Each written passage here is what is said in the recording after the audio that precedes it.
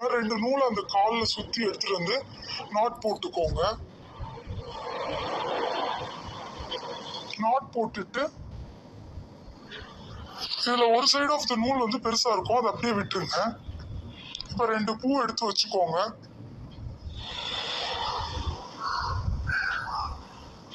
வச்சுட்டு இப்ப அந்த பெரிய நூலை அந்த சைடு விட்டுட்டு இங்க கீழே ஒரு யூ வந்துச்சு பாருங்க, அது வழியா அந்த பெரிய நூலை வெளியே எடுத்துருங்க. இப்படி எடுத்தா நாட் விழுந்துரும். திரும்ப ஒரு 2 பூ வச்சு காட்டுறேன் உங்களுக்கு. பாருங்க, நூலை எடுத்துக்கோங்க, அந்த பக்கம் தூக்கி போடுங்க.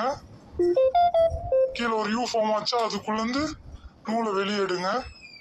எடுத்துட்டு டைட்டா இழுத்துட்டீங்கன்னா உங்க பூ நாட் ஆயிரும். 2 பூவும் வைக்கலாம், இல்ல 4 பூ வைக்கணும்னு உங்களுக்கு ஆசையா இருந்தா 4 பூ கூட வைக்கலாம்.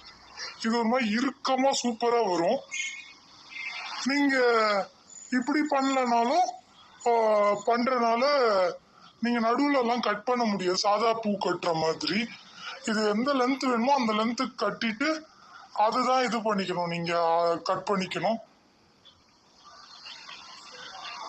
சின்ன குழந்தைங்க கூட இப்படி சொல்லி கொடுத்து இந்த சம்மர் லீவ்ல சொன்னீங்கன்னா அதுங்களும் ஜாலியா இதை செய்யுங்க. பூ கட்டுறது ஒண்ணு புதுசா கத்துக்கிட்டு இருக்கோமேன்னு. இந்த மாதிரி டீபாய் காலில் பண்ண முடியலன்னா நீங்க விண்டோவோட கம்பியில கூட வச்சு பண்ணலாம். இந்த நூல் கோர்க்கு நம்ம சேனல் இன்னும் சப்ஸ்கிரைப் பண்ணாம தான் சப்ஸ்கிரைப் பண்ணிக்கோங்க. இப்படித்தான் லென்த்தா வரும் பூ. இப்ப இந்த எட்ஜை கட் பண்ணிக்க வேண்டியதான். நான் இவ்வளவு லென்த் போதும்னு முடிவு பண்ணனால இவ்வளவு லென்த்தோட இப்ப நான் கட் பண்ணிக்க போறேன். கட் பண்ணிட்டு இந்த எக்ஸஸ் நூல் இருந்துச்சுல்ல, அந்த பெரிய நூல், அதையும் கட் பண்ணிட வேண்டியதான்.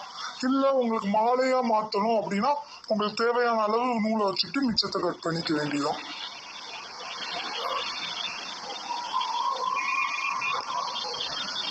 நம்ம சேனலை சப்ஸ்கிரைப் பண்ணாம தான் சப்ஸ்கிரைப் பண்ணிக்கோங்க. மறக்காம லைக்கும் பண்ணிருங்க.